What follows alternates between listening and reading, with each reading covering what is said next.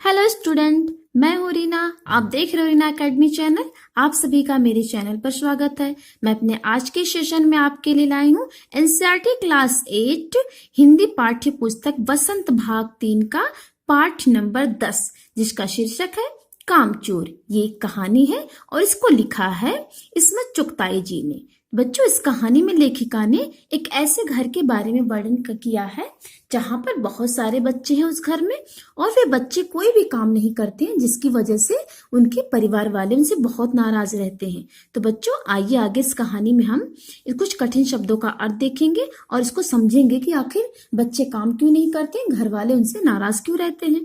तो आइए हम इस कहानी को पढ़ते और समझते हैं। बड़ी देर के वाद विवाद के बाद यह तय हुआ कि सचमुच नौकरों को निकाल दिया जाए। वाद विवाद का अर्थ होता है बच्चों बातचीत, यानी काफी देर तक जो घर के सदस्य थे वे सब आपस में बातचीत करते रहे और लास्ट में उन्होंने ये निर्णय लिया कि नौकरों को जो है काम से निकाल दिया जाए।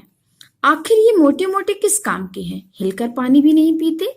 इन्हें अपना काम खुद करने की आदत होनी चाहिए, कामचोर कहीं के। तो यहाँ पे बच्चों मोटे मोटे शब्द जो है घर के सभी बच्चों के बारे में प्रयोग किया गया है कि ये बच्चे बहुत मोटे मोटे हो गए हैं, ये सब पानी भी नहीं पीते अपने खुद से लेकर के, और इन्हें अपना काम खुद करने की, खुद मतलब होता है स्वयं करने की आदत होनी चाहिए। सब कामचोर हो गए, यानी कामचोर कहीं के, यानी सब कामचोर हो गए, कोई भी काम करना नहीं चाहते हैं।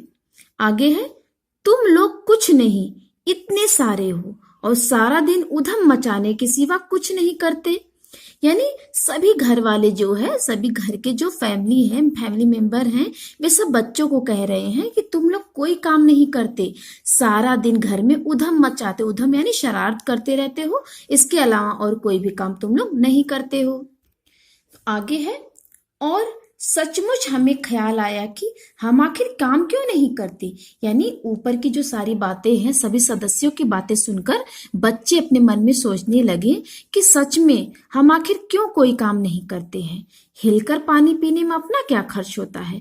यानी बच्चों ने सोचा कि हम हिलकर अगर पानी पीने लगेंगे तो अपना कुछ खर्च तो होता नहीं, मतलब अपना कुछ नुकसान नहीं होता है, इसीलिए हमने तुरंत हिल हिलाकर पानी पीना शुरू किया। यानी बच्चे जो है हिल हिल करके पानी पीना वो शुरू कर दिए। उनके समझ में नहीं आया कि आखिर घर वाले हमें काम करने के लिए कह रहे हैं, तो मतलब उन घर वालों का कहना था कि ये सब अपने खुद से पानी भी नहीं पीते। तो बच्चों को तो यही समझ में आया कि हमें अब हिल हिल कर पानी पीने में कुछ अपना नुकसान नहीं हो, ऐसे सब बच्चे जो है हिल हिल कर पानी पीना शुरू कर दिए। और हिलने में धक्के भी लग जाते हैं, यानी अगर बच्चे हिलेंगे तो आपस में टकराने से उन सब में धक्के भी लगते हैं। हम किसी के दबैल तो थे नहीं, कोई धक्का दे तो हम सह जाए। दबैल यानी किसी का जो है, किसी से दब कर रहना नहीं चाहते थे बच्चे।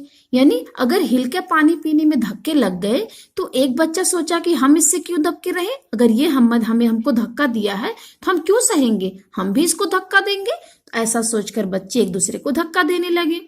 लीजिए, पानी के मटकों के पास ही घमासान युद्ध हो गया।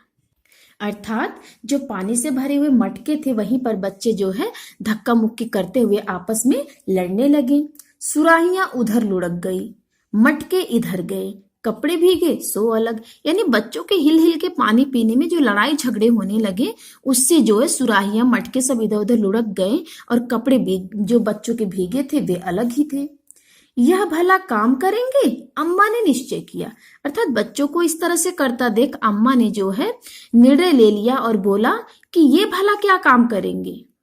तो आगे है, करेंगे कैसे नहीं, देखो जी, जो काम नहीं करेगा उसे रात का खाना हरगिज नहीं मिलेगा, समझे। अर्थात कुछ इस तरह से जो है शाही फरमान जारी हो गया। अर्थात जैसे राजा महाराजा के यहाँ कोई निर्णय लिया जाता है तो उस पर शाही फरमान उसको बोला जाता है।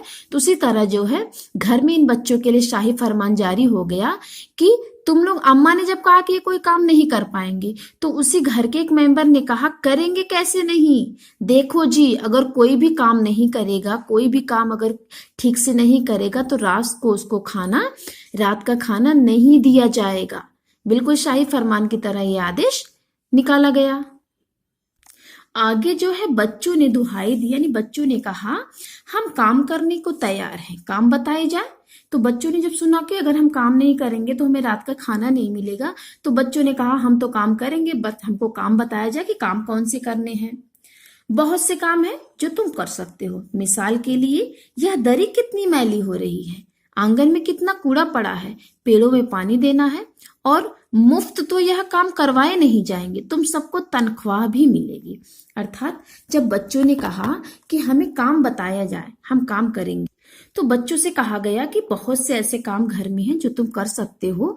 मिसाल के लिए यानी उदाहरण के लिए, दरी है जो बहुत ज्यादा मैली थी और आंगन में कूड़ा पड़ा है, पेड़ में पानी देना है, और आगे बच्चों से ये भी कहा गया कि तुमसे ये काम मुफ्त में यानी फ्री में नहीं करवाए जाएंगे, बल्कि जैसे नौकरों को सैलरी दी जाती, तनख्वाह दी जाती उनके काम करने के बदले में, उसी तरह बच्चों को भी तनख्वाह मिलेगी। अब्बा मियाँ ने कुछ काम बताए और दूसरों कामों का हवाला भी दिया। जैसे माली को तनख्वाह मिलती है अगर सब बच्चे मिलकर पानी डालें तो, अर्थात जो बच्चों के अब्बा जी थे, जो उनके पापा जी थे, उन्होंने बच्चों से काम करने की बातें बताई कि ये काम कर लो, और जैसे माली जो है बगीचे का काम करता है तो उसको तनख्वाह दी जाती, उसी तरह तुमको भी तनख्वाह देंगे।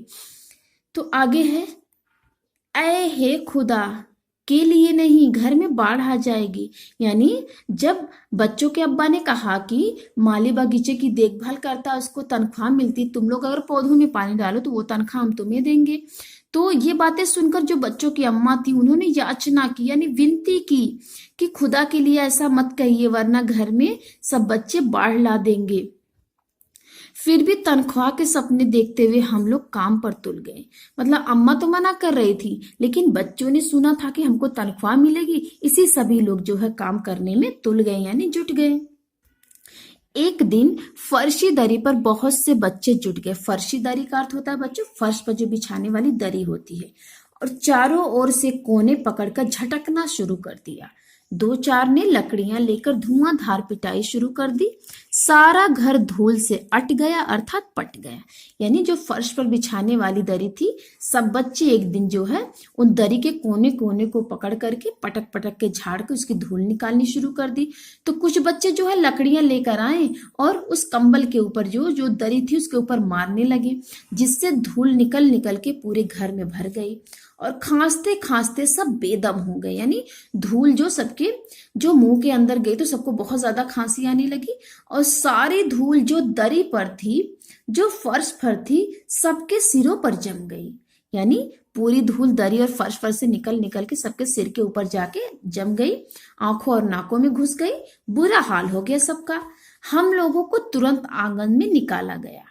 वहां हम लोगों ने फौरन झाड़ू देने का फैसला किया।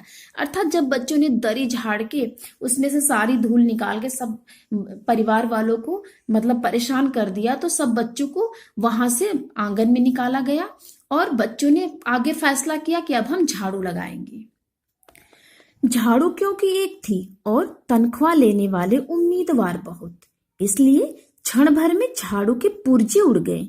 जितनी सीखें जिसके हाथ पड़ी वह उनसे ही उल्टे सीधे हाथ मारने लगे। अम्मा ने सिर पीट लिया, भाई ये बुजुर्ग काम करने दो दे तो इंसान काम करे, अब जरा जरा सी बात पर टोकने लगे तो बस हो चुका काम। अर्थात बच्चों, जब बच्चों ने झाड़ू मारने का फैसला किया तो उस घर में एक ही झाड़ू थी और बच्चे बहुत थे और सबको लालच थी कि हमें तनख्वाह लेनी है। इसीलिए सब बच्चे जो है झाड़ू पर जो छीना झपटी करने लगे, तो किसी के हाथ में एक दो सीखें आई, किसी के हाथ में कुछ सीखें आई। इस तरह से पूरा जो है झाड़ू बिखर गया और उसी सीख से जो है सब लोग झाड़ू लगाने लगे घर में। तो जो बच्चों की अम्मा थी वे परेशान होकर के अपना सिर पीटने की क्या कर रहे हैं, तो बच्चों को बहुत बुरा लगा और बच्चे बोले, भाई ये बुजुर्ग इंसान जो है ये सब हमको काम तो करने नहीं दे रहे, बस टोका टाकी लगा रहे हैं, तो कैसे हम काम करेंगे? अगर छोटी छोटी बातों पर ये लोग टोकेंगे तो फिर हम लोग तो काम कर चुके।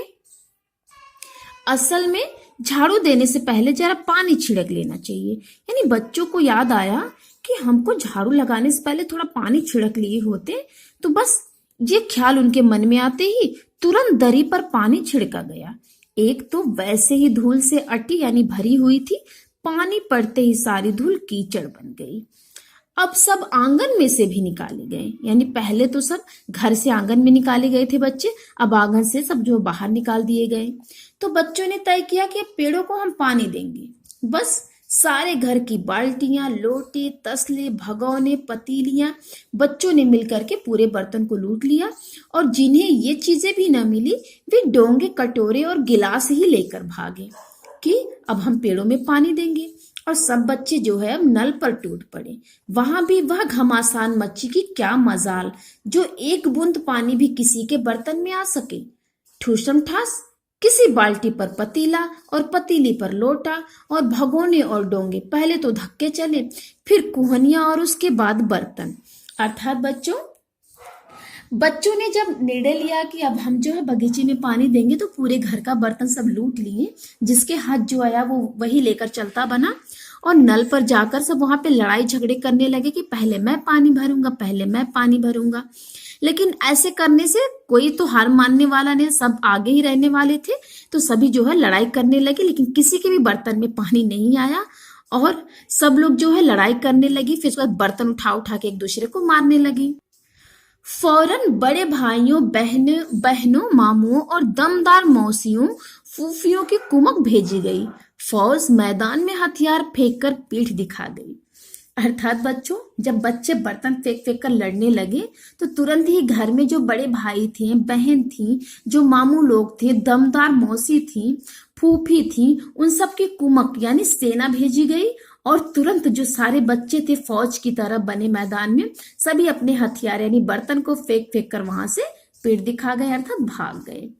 इस धींगा मुश्ती में कुछ बच्चे कीचड़ में लथपथ हो गए, जिन्हें नहलाकर कपड़े बदलवाने के लिए नौकरों की वर्तमान संख्या काफी नहीं थी। अर्थात बच्चों, धींगा मुश्ती मतलब होता है लड़ाई झगड़े में, यानी जो पानी भरने की इस लड़ाई झगड़े में कुछ बच्चे जो है कीचड़ में गिर के उसमें पूरा उनका कपड़ा खराब हो गया था, और उनको नहलाकर कपड़े बदलवाने के लिए जो मतलब उस समय उस परिवार में जो नौकर थे, प्रेजेंट टाइम में वर्तमान समय में जो नौकर थे वो कम पड़ रहे थे, तो पास के बंगलों से नौकर आए और 4 आना प्रति बच्चा के हिसाब से नहलवाए गए। पास के बंगलों से नौकरों को बुलवा करके सभी बच्चों को 4 आना यानी एक बच्चे को नहला के कपड़ा बदलवाने का उनका कितना किराया था, 4 आना। वे 4 आना हर बच्चे के हिसाब से पैसे लिए और उनको नहलाकर गए। हम लोग कायल हो गए कि सचमुच यह सफाई का काम अपने बस की बात नहीं, और न पेड़ों की देखभाल हमसे हो सकती है, कम से कम मुर्गियां ही बंद कर दे। कायल होना यानी बात को मान जाना, यानी सब बच्चे मतलब मान गए कि हम कोई काम नहीं कर सकते, सफाई का काम बिल्कुल भी नहीं कर सकते, पेड़ों की देखभाल भी हमसे नहीं हो पाएगी, तो हम ऐसा करते हैं कि जो मुर्गियां हैं उनको हुई उनके दड़बे में बंद कर देते हैं। तो ऐसा विचार मन में आते ही बस शाम ही से जो बांस छड़ी हाथ पड़ी लेकर मुर्गियां हाँकने लगी। चल दड़बे दड़बे, यानी बच्चे सब मुर्गियों के पीछे पड़ गए उनको दड़बे में जो है बंद करने के लिए। पर साहब, मुर्गियों को भी किसी ने हमारे विरुद्ध भड़का रखा था। यानी आगे बच्चे कह रहे हैं कि मुर्गी भी जो थी वो हमारी बातें नहीं सुन रही थी, ऐसा लग रहा था किसी ने मुर्गियों को हमारे खिलाफ जो है भड़का दिया है, यानी कुछ उल्टा सीधा बता दिया है। ऊट पटांग इधर उधर कूदने लगी। 2 मुर्गियां खीर के प्याले से जिन पर आया चांदी के वर्क लगा रही थी, यानी आया मतलब होता है नौकरानी, यानी 2 मुर्गियां तो जो है जो खीर का प्याला था उस पर जो नौकरानी थी वो चांदी का वर्क लगा रही थी, दौड़ती फड़फड़ाती गई और खीर के प्याले के ऊपर से गुजर गई। यानी तूफान गुजरने के बाद, अर्थात मुर्गियां ऐसे गुजरी जैसे लग रहा था कि तूफान आ गया है। तो मुर्गियों को चले जाने के बाद पता चला कि प्याले खाली हैं और सारी खीर दीदी के कामदानी के दुपट्टे और ताजे धुले सिर पर लगी हुई है। यानी मुर्गियों के वहां से गुजरने के बाद पूरी प्याले की खीर जो है दीदी के कामदानी दुपट्टे और उनके जो सिर धुलकर बैठी थी पूरे उनके सिर पर चली गई। एक बड़ा सा मुर्गा अम्मा के खुले हुए पानदान में कूद पड़ा, और एक बड़ा सा जो मुर्गा था अम्मा अपना पानदान खोल के बैठी थी उसी में कूद पड़ा, और कत्थे चूने से लुथड़े यानी कत्था चूना उसके पंजे में लिपट गए, जिसे लेकर वे नानी अम्मा के सफेद दूध जैसी चादर पर छापे मारता हुआ निकल गया। और एक मुर्गी दाल की पतीली में छपाक मारकर भागी और सीधी जाकर मोरी में इतनी तेजी से फिसली कि सारी कीचड़ मौसी जी के मुंह पर पड़ी, जो बैठी हुई हाथ मुंह धो रही थी। इधर सारी मुर्गियां बेनकेल का ऊँट बनी चारों तरफ दौड़ रही थी। अर्थात बच्चों, मुर्गियों को भी बच्चे जो है दड़बे में नहीं बंद कर पाते हैं, एक एक करके बहुत ज्यादा नुकसान करवा देते हैं। और मुर्गियां ऐसे लग रही थी इसे बेनकेल यानी बिना नकेल कसे हुए जो ऊँट होते उस तरह से कुछ थी और इधर उधर भाग रही थी। एक भी मुर्गी दड़बे में जाने को राजी नहीं थी, यानी बच्चों ने एक भी मुर्गी को दड़बे में बंद नहीं कर पाए। इधर मुर्गी को तो बच्चे बंद नहीं कर पाए, उसी में से किसी बच्चे को सूझा यानी उपाय आया कि जो भेड़े आई हुई हैं उन्हें लगे हाथों उन्हें भी दाना खिला दिया जाए। दिन भर की भूखी भेड़े दाने का सूप देख करके जो सबकी सब झपटी तो भाग कर जाना कठिन हो गया। यानी भेड़े बहुत भूखी थी और बच्चे जब सूप में दाने लेकर गए तो सबकी सब भेड़े जो है झपट पड़ी सूप पे और लष्टम पष्टम तख्तों पर चढ़ गई। यानी दानों का सूप लेके बच्चे जिधर जिधर से भागे थे उधर उधर जो उनका पीछा करती हुई जो है ये भेड़े भी लष्टम पष्टम यानी बिल्कुल सेना की तरह जो है भागती हुई जा रही थी। वे तख्ते पर चढ़ गई। फिर भेड़ चालाकी के लिए मशहूर है, उनकी नजर तो बस दाने के सूप पर जमी हुई थी। पलंगों को फलांगती, बर्तन लुढ़काती, साथ साथ चढ़ गई। अर्थात बच्चों, दाने का सूप लेके बच्चे जिधर जिधर से गुजरे थे भेड़े भी उनका पीछा करती हुई वैसे वैसे जाने लगी। तख्त पर बानी दीदी का दुपट्टा फैला हुआ था, जिस पर गोखरी, चंपा और सलमा सितारे रखकर बड़ी दीदी मुगलानी बुआ को कुछ बता रही थी। भेड़े बहुत निसंकोच यानी बिना किसी संकोच के सबको रौदती मेंगनों का छिड़काव करते हुई दौड़ गई। जब तूफान गुजर चुका तो ऐसा लगा जैसे जर्मनी की सेना टैंकों और बमबारों सहित उधर से छापा मारकर गुजर गई हो। अर्थात बच्चों, भेड़े जब गुजर गई तो ऐसा लगा कि कोई तूफान आया था और जर्मन की जो सेना है, टैंक है, उसको बमबारे सहित जो है छापा मारकर उसको उड़ाती हुई वहां से चली गई हो। जहां जहां से सूप गुजरा भेड़े शिकारी कुत्तों की तरह गंध सूंघती हुई हमला करती गई। यानी सूप, दाने के सूप का जो है पीछा करती चली गई भेड़े। हज्जन माँ एक पलंग पर दुपट्टे से मुंह ढाके सो रही थी। उन पर से जो भेड़े दौड़ी तो न जाने वह सपने में किन महलों की सैर कर रही थी। दुपट्टे में उलझी हुई मारो मारो चीखने लगी। यानी उसी फैमिली की एक मेंबर थी हज्जन माँ, जो कि पलंग पर सोई हुई थी। भेड़े उनके ऊपर से भी दौड़ गई और वो सपने में पता नहीं सब कुछ ख्वाब देख रही होंगी सपने में, और वो उसी में मारो मारो चिल्लाने लगी। इतने में भेड़े सूप को भूलकर तरकारी वाली की टोकरी पर टूट कर, यानी कोई सब्जी बेचने वाली आई थी, उस सब्जी बेचने वाले की सब्जी की टोकरी पर ही सारी भेड़ें टूट पड़ी। वह दालान में बैठी मटर की फलियां तौल तौल कर रसोइये को दे रही थी। वह अपनी तरकारी का बचाव करने के लिए सीना तान कर उठ गई। आपने कभी भेड़ों को मारा होगा तो अच्छी तरह से देखा होगा, बस ऐसा लगता है जैसे रुई के तकिए को कूट रहे हूं। भेड़ को चोट ही नहीं लगती, बिल्कुल यह समझ कर कि आप उसके साथ मजाक कर रहे हो, वह आप ही पर चढ़ बैठेगी। जरा सी देर में भेड़ों ने तरकारी छिलकों समेत अपने पेट की कड़ाही में झोंक दी। अर्थात बच्चों, बस थोड़ा सा समय लगा और तरकारी वाली की पूरी टोकरी की जो है सब्जी वो सब भेड़ें खा गईं। इधर यह प्रलय मची। प्रलय यानी पूरी दुनिया उलट पुलट जाना, ऐसा हो गया था। बच्चे ऐसा कर रहे थे, उधर दूसरे बच्चे भी लापरवाह नहीं थे। मतलब इधर तो बच्चों ने भेड़ों के साथ प्रलय मचवा दी, उधर मुर्गियों के साथ, और इधर जो दूसरे जो बच्चे थे वे भी लापरवाह नहीं थे, मतलब वो भी काम करना जानते थे। इतनी बड़ी फौज थी जिसे रात का खाना न मिलने की धमकी मिल चुकी थी। वे 4 भैंसों का दूध दूहने जुट गए। अर्थात जो बच्चे थे वे भैंसों का दूध दूहने के लिए आ गए। धुली बेधुली यानी कुछ बाल्टियां धुली थी, कुछ बिना धुली ही लेकर आए और 8 हाथ 4 थनों पर पेल पड़े। यार मतलब अपने जो है दोनों हाथों से सब बच्चे जो भैंसों का दूध निकालने की कोशिश करने लगे। भैंस एकदम जैसे चारों पैर जुड़कर उठी और बाल्टी को लात मारकर जा दूर खड़ी हुई। यानी बच्चों को दूध नहीं निकालने दिया भैंस ने, लात मारकर दूर चली गई। अब बच्चों ने तय किया कि भैंस की अगाड़ी पिछाड़ी बांध, यानी अगला पैर और पिछला पैर दोनों बांध दिया जाए, फिर काबू में लाकर दूध दूह लिया जाए। बस बच्चे जो है वो झूले की रस्सी उतार कर लाए और भैंस के पैर को बांध दी।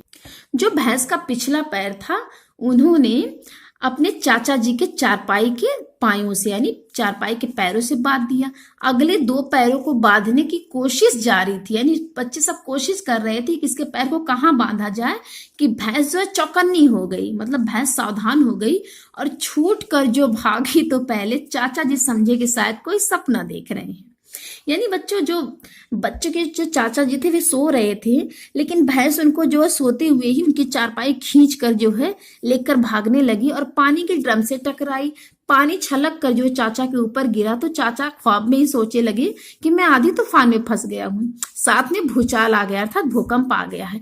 फिर जल्दी ही असली बात यानी असलियत जो थी ये बातें चाचा को पता चल गई और वो पलंग की दोनों पार्टियां पकड़े बच्चों को छोड़ देने वालों को भला बुरा सुनाने लगी, अर्थात बच्चों को जिन्होंने ये काम करने की जो है सौंपा था ये काम उनके जिम्मे, वे जो है चचा जी उनको जो है गुस्सा होने लगे। और यहाँ जो देखने वाले थे उनको बहुत मजा आ रहा था कि भैंस भागी जा रही है और पीछे पीछे चारपाई और उस पर बैठे हुए थे चाचा जी। ओफो, बच्चों को याद आया कि एक भूल ही हो गई, यानी बछड़ा तो खोला ही नहीं, इसीलिए जो है तत्काल यानी तुरंत बछड़े को खोल दिया गया। तीर निशाने पर बैठा और बछड़े की ममता में व्याकुल होकर यानी अधीर होकर भैंस ने अपने खुरों को ब्रेक लगा दिया, अर्थात भैंस रुक गई और बछड़ा तत्काल जुट गया, अर्थात बछड़ा जो है छूटने के बाद तुरंत दूध पीने लगा। और दूहने वाले जो बच्चे थे वे गिलास कटोरे लेकर लपके, क्योंकि बाल्टी तो छपाक से गोबर में जा गिरी थी। बछड़ा फिर बागी हो गया, अर्थात बछड़ा जब दूध पीने लगा तो बच्चों ने सोचा कि अब हम दूध को निकाल लेंगे, लेकिन बछड़ा बागी हो गया, अर्थात बछड़ा दुश्मन हो गया, वो दूध निकालने ही नहीं दे रहा था। कुछ दूध जमीन पर और कुछ कपड़ों पर गिरा, 2-4 धारें गिलास कटोरों पर भी पड़ गई, बाकी जो है बछड़ा पी गया। यह सब कुछ मिनटों के चौथाई भाग में हो गया, अर्थात बहुत जल्दी ये सब काम खत्म हो गया।